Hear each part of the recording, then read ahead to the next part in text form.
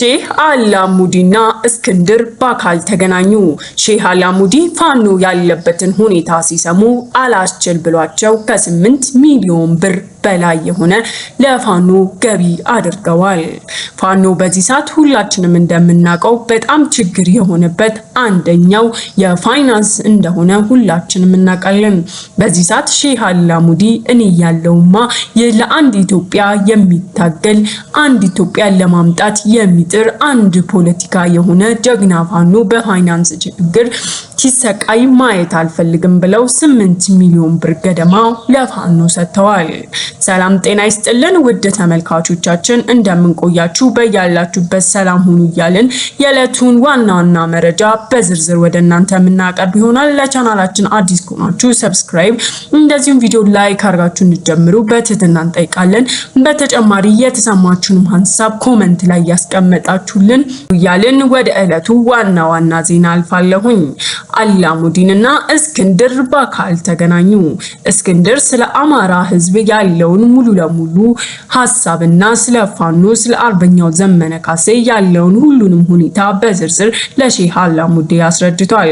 ሼህ አላሙዲን በሰሙ ሰዓት እንዴት እኔ ያለው እኔ አይደለም ለሀገሬ ለአንድ ኢትዮጵያ የሚታገለውን ቀርቶ ለስንት ሀገር በዶላር ስሰጥ ሳበረከት ስንት ችግረኞችን ስረዳ የኖርኩ ሰው አይደለም ወይ? እንዴት ለአንድ ፓርቲ እንደ ፓርቲ ተደምሬም ባይሆን ግን እንደ አንድ በጎ አድራጊ ሰው ይህንን ላደርግ እሻለሁኝ። እኔ ለምን እንደዚህ ያደረክ ብሎ የሚቆጣኝም ሆነ እኔ ላይ ትዕዛዝ አውጥቶ ሊያሳስረኝ የሚችል ሰው የለም። ከሀገሬ ካስወጡኝ እንደው ቆይተዋል። ስለዚህ የፈለኩትን ለፈለኩት ፓርቲ አደርጋለሁኝ። ራሱም ዶክተር አብይ ከዚህ በፊት ብድር ጠይቆኝ ነበረ። እኔ ለማን ብር መስጠትና ለማን አለመስጠት እንዳለብኝ የማቅሰው ስለሆንኩኝ ባዶ እጁን ሸኝቼዋለሁ። አሁን ግን ለፋኖ ካለኝ ሁሉ አካፍላለሁ። ሁላችንም ቢሆን ከፋኖ ጎን እንቆማለን ሲሉ እንግዲህ እስክንድር ያብራራላቸውን ሁኔታ እሳቸው በጥሩ አጸፋ መልሰዋል።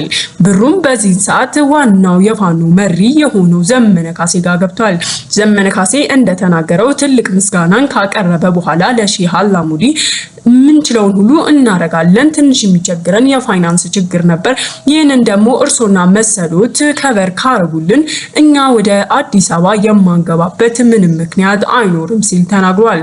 ብሩንም ለሱም ስር ላሉትም በሙሉ እንደሚያከፋፍል ለጎጃም ፋኖ፣ ለትግራይ ፋኖ ተብሎበት በቆመበት ሁሉ እንደሚችለው ብሩ ለሁሉም እንደሚያከፋፍልና ሁሉም በያሉበት ትጥቃቸውን አዘጋጅተው በወኔነት ወደ አዲስ አበባ እንዲገቡ ይሄ ማበረታቻ ጭምር ነው። መርዳት ብቻ አይደለም ሞራል የሚሆናል። ስንት የፋኖ አባላታት አላማቸውን ይዘው ግን በራብና በጥም በየጥጋጥጉ የሚጎዱ አሉ። እስከዛሬም የቆምነው በአማራ ሕዝብ የዋህነትና እጅ መዘርጋት ነው። አብልተውን አጠጥተውን ምንም ሳናረግላቸው እንኳን ግን የኛን መኖርና የኛን አለመቦሳቀል ላለማየት ከሌላቸው እያካፈሉ እያበሉ እያጠጡ እኛም እየተዋጋን እዚህ ደርሰናል። ከዚህ በኋላ ደግሞ እንደርሶ ሀብታም ይሆኑ በሀብታቸው በስልጣን ላይ ያሉ ከዛኛው ስልጣን እየወጡ እኛ ጋር እየገቡ እንደዚሁም ወታደርና መከላከያዎች እየወጡ ወደኛ እየመጡ እሱን እየከዱ ሁሉም በሚችለው የተሻለውን እያረገ ነው።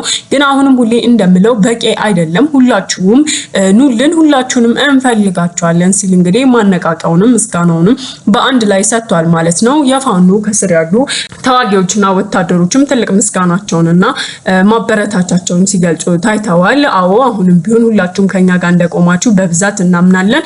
አሁንም ቢሆን በቂ አይደለም። ድጋፋችሁ ከኛ አይለይ፣ እኛም ደግሞ እናኮራቸዋለን ሲሉ ተናግረዋል። ውጭ ሀገር የሚገኙ ፋኖን የሚደግፉና እዚህ ሀገር ውስጥ ያሉ አንዳንድ ቦታ የሚገኙ ሰዎችም እናመሰግናለን። ሼህ አላሙዲ ከርሶ ሊያም ዘግይተዋል፣ ከዚህ በላይ ገና እንጠብቃለን፣ ግን ለዚህም በጣም እናመሰግናለን። አሁን ነቅተው ሁሉን ነገር ስላደረጉልን ክብር ለሱ እያሉ እንግዲህ ምስጋናቸውን በየተለያየ ሶሻል ሚዲያ በዋትስአፕ፣ በቲክቶክ፣ በዩቲዩብ ጭምር ምስጋናቸውን እየገለጹ ፈንጥዝያቸውን እያሳዩ ይገኛሉ ማለት ነው። የአዲስ አበባም ህዝብም ዛሬ ነገ መች ገባ ይሆን እያለ ፋኖን የሚጠብቀው ተስፈኛው የዋህ ህዝብም ይሄን ሲሰማ እጅግ በጣም ደስ ብሎታል። አሁን ላይ ብዙዎቹ ባለስልጣናት ውስጥ ለውስጥ ከብልጽግና ፓርቲ እየወጡ ፋኖን እየተደባለቁ እንደሆነ እየተሰማ ነው። ዛሬ ላይም ፋኖ ትልቅ የሆነ ድልን ነስቷል። በጎጃም ላይ 500 የሚያክል መከላከያዎችን ደምስሰዋል ማለት ነው። ሁላችንም እንደምናውቀው ፋኖ ለአንድ አማራ ብቻ ሳይሆን ለኢትዮጵያ ጭምር የቆመ ፓርቲ ነው። ብዙዎችም እንዲገባ እስካሁን እየለመኑት እየጠበቁት በጉጉት የሚገኙ ናቸው ማለት ነው።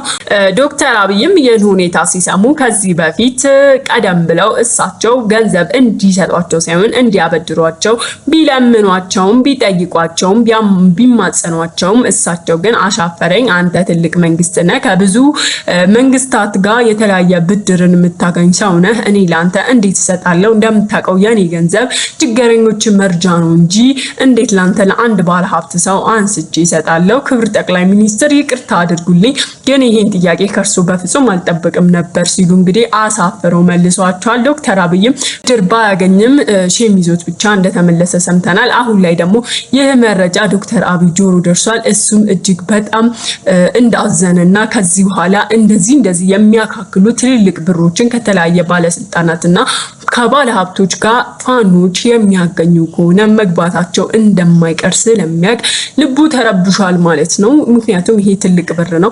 አንዴ ብቻ አይደለም። ሼህ አላሙዲ ደግሞ ቃል እንደገቡት በምትፈልጉት ሁላ አለሁላችሁ ምችለውን አረጋለሁ በተለይ በገንዘብ በኩል እንዳያሳስባችሁ እናንተ ብቻ የአማራ ልጆች በርቱ ጎበዞች ለአንድ ሀገራችሁ አደራ ቁሙ ሲሉ ተናግረዋል።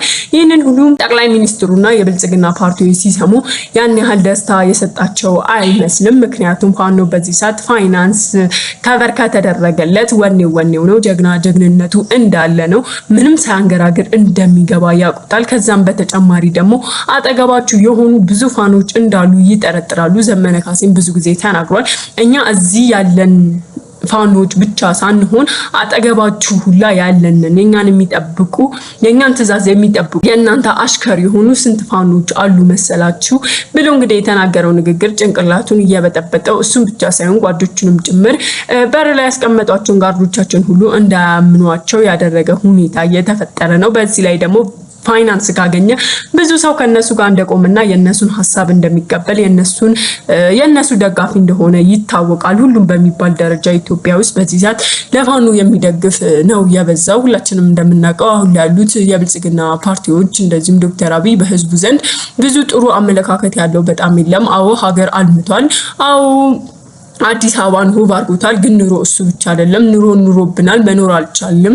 እንኳን የድሃው ማህበረሰብ ቀርቶ ሀብታሙ በጣም ብዙ ኡኡታዎችን እያቀረበ ይገኛል ማለት ነው። መኖር አልቻልንም፣ ቤታችን እየፈረሰ እንዴት እንኑር በቤት ኪራይ አሁን ባለ ደሞዝ በኢትዮጵያ ኑሮና በኢትዮጵያ ስራ ሁኔታ መቀጠል አልቻልንም፣ ደሞዛችን ይጨመር እያሉ ብዙዎችም የራሳቸውን ሀሳብ እየሰጡ ይገኛሉ ማለት ነው። በዚህ ቅንጥቅጥ ውስጥ እያለ ዶክተር አብይ ደግሞ ለፋኖ ይሄን ያክል ትልቅ ገቢ ሲደረግለት ሲሰማ ያው እንደተረበሸ ወይም ደግሞ ሸነፍ ይሆን ይገቡብኝ ይሆን የሚል ስጋት እንዳለበት አይተናል ሰምተናል ማለት ነው።